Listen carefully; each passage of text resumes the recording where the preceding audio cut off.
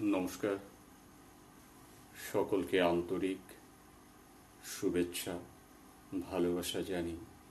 আজকের আমার কবিতা পাঠ শুরু করছি। কবিতা পাঠ শুরু করার আগে প্রিয় দর্শক এবং বন্ধুদের একটু বলি, আমি আবৃত্তিকার বা বাহ্যিক শিল্পী নই। যদি আমার কবিতা প্রিয় দর্শকদের পছন্দ হয়, একটু লাইক, শেয়ার, সাবস্ক্রাইব করবেন। আমার ইউটিউব চ্যানেলের নাম স্বপ্নের ঠিকানা। শুরু করছি আজ আমারই লেখা কবিতা, শুধু তুমি পারো।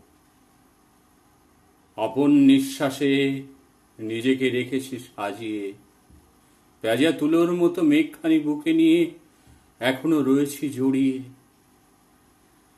আমার মন পুলকিত হয় না আর, ফোটে না কোনো ফুল, আসে না কোনো ভ্রমর। বসন্ত এসে ফিরে যায়, প্রকৃতির কাছে যৌবনকে দিয়েছি বিলাই।